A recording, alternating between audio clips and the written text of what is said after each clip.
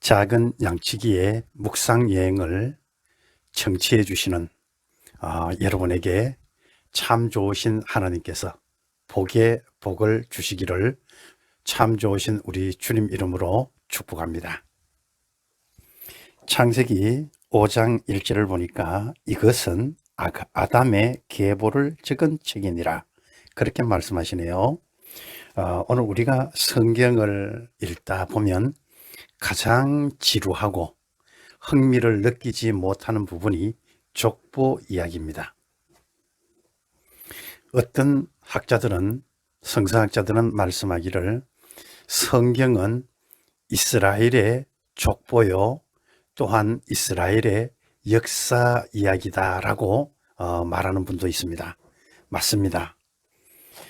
그러나 여러분, 가장 지루하게 여겨지고 흥미를 느끼지 못할 것 같은 이 족보 이야기 속에 하나님께서 놀라운 성경의 코드를 숨겨 놓으셨다는 것을 우리가 인지해야 됩니다.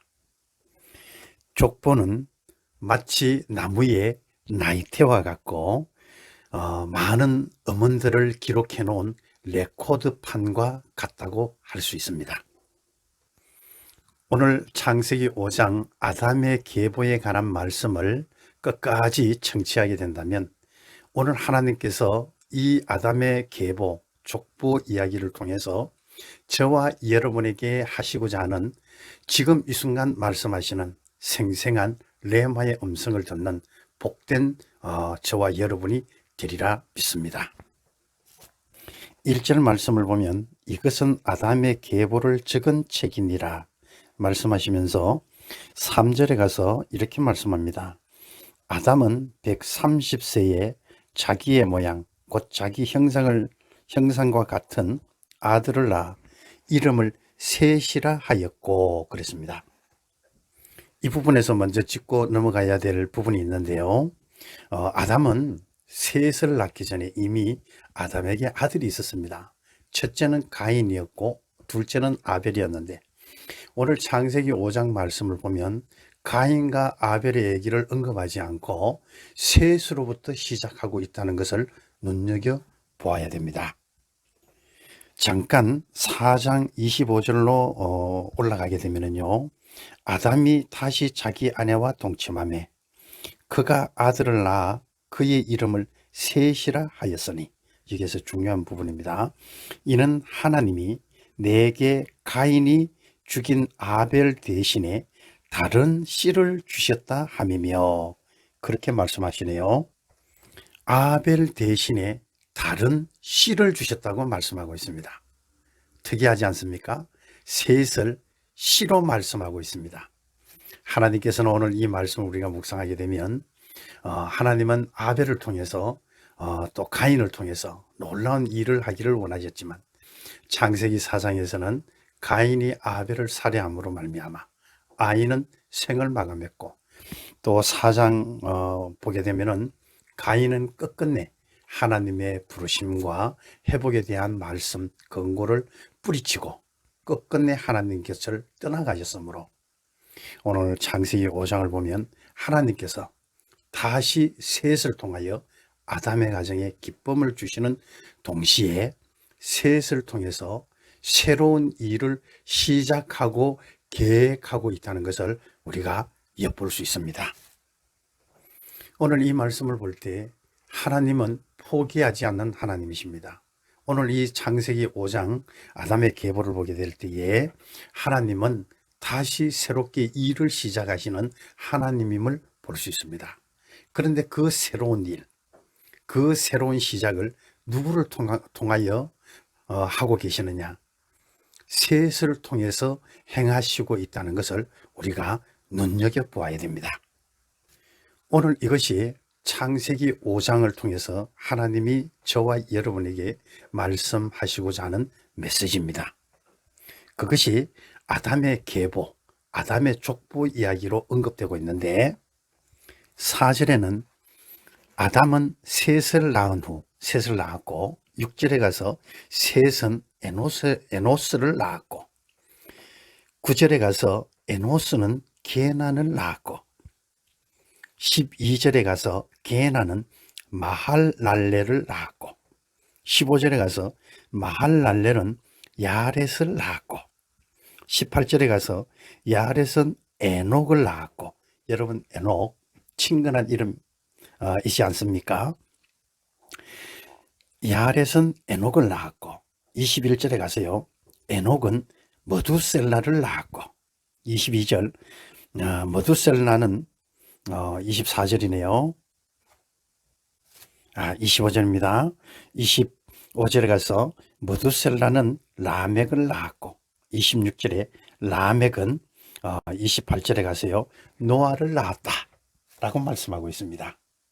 이 계보를 다시 아담의 계보를 다시 요약하면요 4절에는 아담이 셋을 낳았고 셋은 에노스, 9절에 가서 게난, 12절에 마할랄렐, 15절에 야렛, 18절에 에녹. 그러면서 그 이후에 머두셀라, 노하로 이어지는 것을 볼 수 있습니다.